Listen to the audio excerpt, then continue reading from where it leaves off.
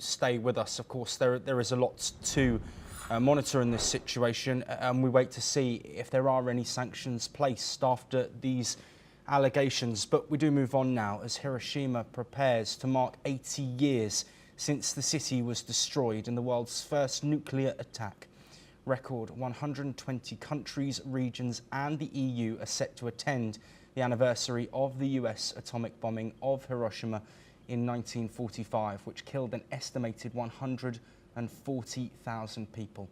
While Russia will again be absent, its ally Belarus will participate for the first time in 4 years after Hiroshima lifted its ban on both countries due to the Russia-Ukraine war.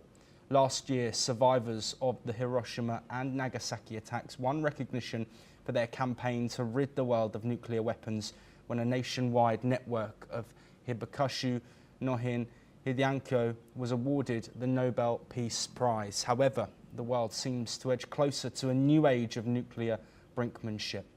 The world's 9 nuclear states are spending billions of dollars on modernizing and, in some cases, expanding their arsenals. Meanwhile, the number of registered survivors of both attacks fell to just below 100,000 this year, according to the Health Ministry, compared with more than 372,000 in 1981. On the eve of the anniversary, the ministry said it would no longer conduct a survey every 10 years to assess the living conditions and health of Hibakusha, saying it wanted to lessen the burden on aging survivors. Let's now listen to what some of the Korean survivors of the bombing have to say 80 years after the disaster.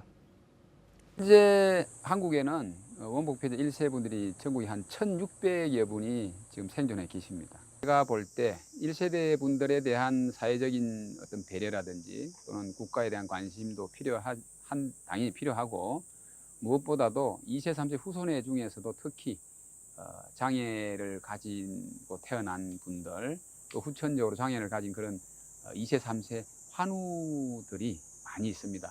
이분들에 대한 그 국가적인 지원 또는 사회적인 관심이 반드시 특별법에 포함이 되어서 특별법이 개정되어야.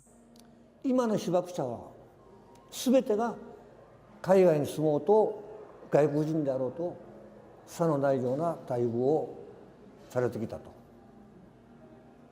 されているとね。そう思う？本当に思わないでしょ。在庁被爆者だけが蚊帳の外ですよ。支援の対象になってないんですよ。We welcome back Stephen Nagy to discuss this topic. Stephen, how important is it that nearly 80 years on from this attack on Hiroshima, that the events are remembered so lessons can potentially be learnt? Well, again, thanks, Joshua. So there's many lessons to be learned here. The hibakusha, those people that are the survivors of both Hiroshima, but let's not forget Nagasaki, which the second atomic bomb happened 3 days later, are still with us. They're a reminder of the terrible damage that occurred on those 2 historic days.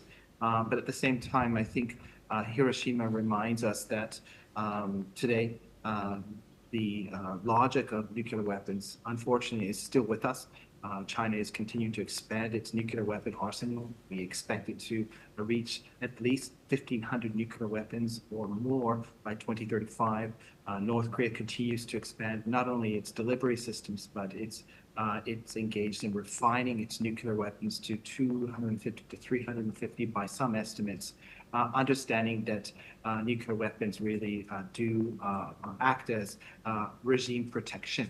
And you only have to look to Ukraine and Iran to look for evidence that if you don't possess nuclear weapons, that you are vulnerable to attack from great powers. And both Ukraine and Iran are learning that lesson today, but so are other states that are interested in acquiring nuclear weapons, as we unfortunately see nuclear weapons proliferation widening, despite, again, these important anniversaries, such as the first bombing of Hiroshima and 3 days later, the second atomic bomb usage on Nagasaki. Yes, Stephen Nagy, thank you ever so much for taking the time to comment on this topic, and also